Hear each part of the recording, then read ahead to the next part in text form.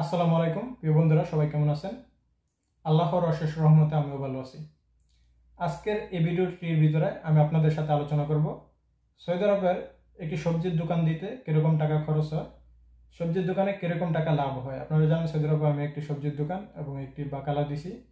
তো সেই ভিত্তিতে আজকে আলোচনা করব। আপনারা অনেকে আমার কাছে জানতে চাইছেন, আর অনেক আগে থেকে আপনারা আমাকে মেসেজ করতেছেন বা কমেন্ট করতেছেন, ভাই লাভটা বলেন, কত টাকা খরচ হয় বলেন।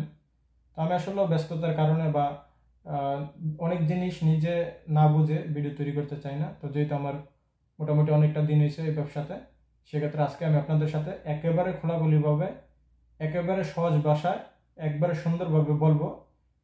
ইউটিউবের জগতে হয়তো বা এইভাবে আপনাদেরকে সৌদি আরবের ব্যবসা সম্বন্ধে কেউ আইডিয়া দিবে না। আমি যেভাবে আজকে আপনাদেরকে খুব সুন্দরভাবে প্রত্যেকটি বিষয় বলে বোঝাইবে এই ভিডিওটির মাধ্যমে। তো অবশ্যই ভিডিওটি শেয়ার করে দিবেন। আপনাদের কাছে একটি রিকোয়েস্ট, ভিডিওটি শেয়ার করে সবাইকে দেখার সুযোগ করে দিবেন এবং আমাকে সাপোর্ট করবেন। তো প্রথমেই বলি, সবজির দোকানে দিতে আমার কিরকম টাকাটা খরচ হয়েছে। আমি ব্যবসাটা করি হচ্ছে গ্রাম্য সাইটে। সৌদি আরবটা অনেক বড় শহর, আপনারা জানেন। প্রথমে যদি এই বিষয়টি না বলি তাহলে আপনারা বুঝবেন না, কারণ আমি সহজভাবে যেহেতু এ টু জেড আপনাদেরকে বুঝাইবো।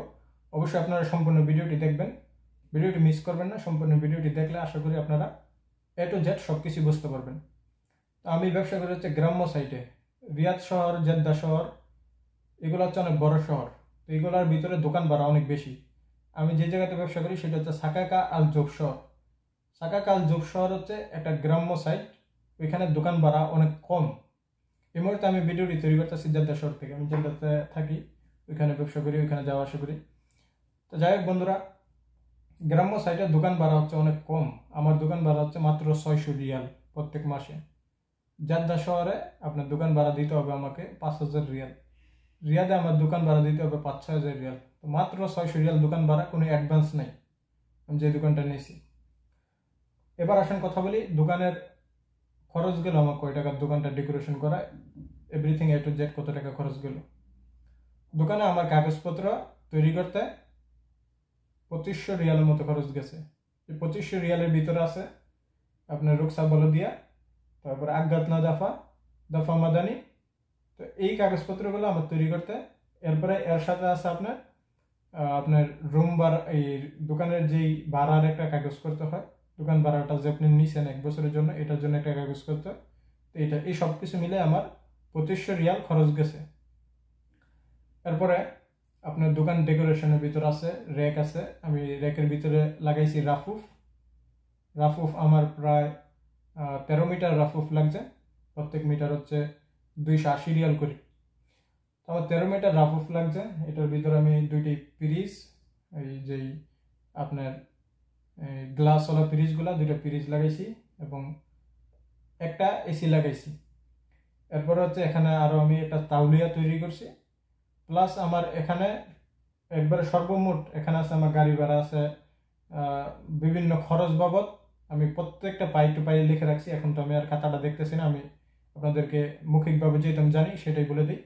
আমার এ টু জেড খরচে আমার কাছে 13,000 রিয়াল। এরপর আছে আপনার কাগজপত্র। কাগজপত্র আপনার 2500 রিয়াল। তো 13,000 রিয়াল আর 2500 রিয়াল হচ্ছে আপনার 15,500 রিয়াল আমার দোকানে খরচ গেছে। এই 13,000 রিয়ালের দোকানটা ডেকোরেশন সবকিছু কমপ্লিট করছি। দোকানের ডেকোরেশন, র্যাক, ফ্রিজ, এসি। তারপরে আপনারা জানেন যে সৌদি আরবে ব্যবসা করতে গেলে অনেক আইনে অনেক বিষয় আছে, যেমন ফায়ারের বক্স, তারপর আছে আপনার একটি মারুয়া, তারপর আছে মশা মারার মেশিন, বিভিন্ন জিনিসপত্র লাগে। একটা মেডিকেল বক্সের থেকে ধরে সবগুলোই কিন্তু বাধ্যতামূলক থাকতে হবে। তো এই সবগুলো আমার 13,000 রিয়াল গেছে, আর 2500 রিয়াল হচ্ছে কাগজপত্র, সব মিলিয়ে 15,000 রিয়াল। আমরা আরো 500 রিয়াল বাড়াই ধরে, আরো 500 রিয়াল এমনি এমনি আমার আরো খরচ গেছে, লোকের কাজে এটা সেটা নানান কিছু। 16,000 রিয়াল খরচ গেছে। তো 16,000 রিয়াল খরচে আপনারা কিন্তু জেদ্দা শহরও দোকানটা গুছাই নিতে পারবেন। তবে দোকানে অ্যাডভান্সই আপনার 16,000 দিতে হবে। ওইখানে আমার কোনো অ্যাডভান্স লাগতেছে না, কোনো অ্যাডভান্স কোনো টাকা পয়সা দেওয়া লাগতেছে না, যার কারণে 16,000 রিয়ালে আমার দোকান টোটালি কমপ্লিট হয়ে গেছে। এখন মাল উঠাইছি আমি আপনার 4,000 রিয়ালের। 4,000 রিয়ালের মাল দোকানে উঠাইছি। 4,000 রিয়ালের ভিতরে পেঁয়াজ, আলু, সম্পূর্ণ এ টু জেড মাল উঠাইছি। আপনারা সৌদি আরবের ভিতরে যদি আমি কাঁচামাল আর বেশি উঠাইছি সেক্ষেত্রে লোকসান হবে, বেচার জায়গা পাবো না। তো 4,000 রিয়ালের মাল এরকম মাল যে আপনার দোকানে আঠানো যাবে না, কারণ আমার আরেকটি দোকান আছে। তো সেই ক্ষেত্রে আমি 4,000 রিয়ালের বেশি মাল উঠাইছি। আপনারা 3,000 রিয়াল মাল উঠাইলো মাল হয়ে যাবে অনেক বেশি। তো এই মালগুলো ওঠানোর পরে আমি একটা অফার লাগাইছি যে 3 দিন যাবত আপনার কোনো লাভ নেই, যত টাকা কিনছি তত টাকা বিক্রি করব, কারণ কাস্টমার ধরার জন্য। তারপরে আমি আরও বিভিন্ন টেকনিক খাটাইছি, সে বিষয়ে আলোচনা করব। টেকনিক খাটাই আমি ব্যবসাটা প্রমোট করছি। তা এবার আসেন কথা বলি। দোকান তো আমার 16,000 Real plus 4,000 Real, almost 20,000 Real কিন্তু খরচ হয়ে গেছে। 20,000 রিয়ালের ভিতরে আপনার আমি যে মাল উঠাইছি, এখন মাল কিন্তু সবজি ব্যবসাটা আপনার প্রথম মিনিমাম 1 মাস আপনাকে লস দিতে হবে। 1 মাস যদি আপনি লাভ করেন, লাভের চিন্তা করেন, এটা হবে না। কারণ সবজি দোকানে জানতে হবে, প্রথমে আপনি মাল আনবেন, মাল যখন আপনি হোলসেলে আনবেন, আপনি কিন্তু ওই 2 পিস 1 পিস করে আনতে পারবেন না, আপনার অবশ্যই হোলসেলে বেশি করে কার্টন মাল আনতে হবে। তো 1 কার্টন মাল যখন আনবেন, আপনার নতুন অবস্থায় কিন্তু 1 কার্টন মাল বিক্রি করতে পারবেন না। আপনি 1 কার্টন মালের থেকে আপনি অর্ধেক মাল বিক্রি করতে পারবেন, অর্ধেক লোকসান খাইবেন। তো প্রথম মেন বিষয় যে 15 দিন, মিনিমাম 15 দিন আপনার লস যাবে।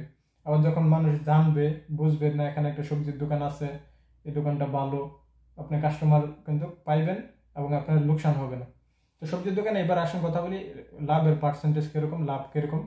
লাভের কথা যদি বলি, 100 থেকে আপনার 40 টাকা লাভ থাকবে। আপনি যদি 100 টাকা বিক্রি করেন, 40 টাকা লাভ থাকবে। এরকমও জিনিস আছে যেটাতে আপনি 100 টাকা বেচলে আপনার 70 টাকা লাভ থাকবে। আবার এরকমের জিনিস আছে আপনার 100 টাকা বেচলে আপনার 10 টাকা লাভ থাকবে। তো এভারেজটা হিসাব করলে আপনার 100 থেকে 40 টাকা লাভ থাকবে। এর ভিতরে 40 টাকার ভিতরে আবার আছে আপনার লোকসান আছে। ধরেন আপনাকে তো লোকসানটা বাদ দিয়ে লাভটা হিসাব করতে হবে। আপনার ধরেন 40 না থাকলে 35 থাকবে, আর 5% আপনাকে লোকসানের ডিলে দিতে হবে। কারণ কি, আপনি যখন মাল আনবেন, আপনি 10টা মাল আনলে 10টা মাল শেষ করতে পারবেন না, 10টা মালের থেকে একটা মাল অর্ধেক নষ্ট হবে।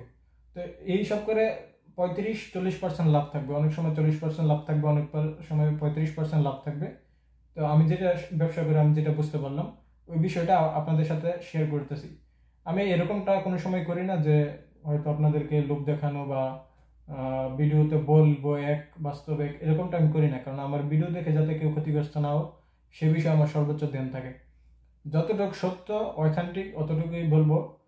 যে একটা সবজি ব্যবসা, যারা সবজি ব্যবসা করে তারা কিন্তু আমার ভিডিওটি দেখলে অবশ্যই কমেন্ট করবেন যে আমি সত্যি কথা বলতেছি কিনা। 35 থেকে 40% আপনার লাভ থাকবে। আর আমার যেহেতু গ্রাম্য সাইডে ব্যবসা, গ্রাম্য সাইডে ব্যবসা করতে গেলে ওই আপনাদের আমি যেই সুবিধাটি বললাম, বেচা কেনা যদিও কম হবে, তবে অল্প বেচা তো সন্তুষ্ট থাকা যায়। কেননা এখানে আপনার কোনো দোকানের অ্যাডভান্স নাই, দোকান ভাড়া বেশি নাই, কারেন্ট বিল আর জাস্ট দোকান ভাড়া। আমার দোকান ভাড়া দিই 600 রিয়াল, কারেন্ট বিল আসে 300 রিয়াল, এই 900 রিয়াল বাস খরচ। অন্যান্য দোকানেও আপনার খরচ হয়ে যাবে 4-5 হাজার রিয়াল প্রত্যেক মাসে, শুধু দোকান ভাড়া আর কারেন্ট বিলে 5-6 হাজার রিয়াল খরচ হয়ে যাবে। একটা লোকের বেতন হচ্ছে 1800 রিয়াল, 1800 রিয়াল একটা লোকের বেতন, আর হচ্ছে আপনার 600 রিয়াল হচ্ছে কারেন্ট বিল, আর সরি বন্ধুরা 600 রিয়াল দোকান ভাড়া, 300 রিয়াল কারেন্ট বিল, এই কিন্তু খরচ। এরপর আর কোনো খরচ নেই। তো আমি আপনাদের সাথে খোলাখুলিভাবেই A to Z কিন্তু এই ভিডিওটির মাধ্যমে আলোচনা করছি। এখন আপনারা যারা রিয়াদে ব্যবসা করবেন, যারা জেদ্দাতে ব্যবসা করবেন, জেদ্দাতে রিয়াদে দোকান ভাড়া বেশি হলো, বেচা কিনাও কিন্তু বেশি হবে। আমার ওইখানে ধরেন প্রত্যেক দিন আমি যদি 1000 টাকা বেচতে পারি, তাহলে অনেক। 1000 টাকা আমি প্রথম অবস্থায় 600-700 রিয়াল বেচতে পারি, এখনও 1000 টাকা বিক্রি হয় না, 1000 রিয়াল থেকে কম হয়। তারপরেও মোটামুটি মানে লস নাই, প্রফিট আছে। আর যখন জেদ্দাতে রিয়াদে ব্যবসা করবেন, সেক্ষেত্রে ব্যবসাতে আপনার, আর জেদ্দাতে রিয়াদে আরেকটা বিষয় হচ্ছে ভালো, এখানে আপনার এই গ্রাম্য সাইডে অনেক মাল পাওয়া যায় না।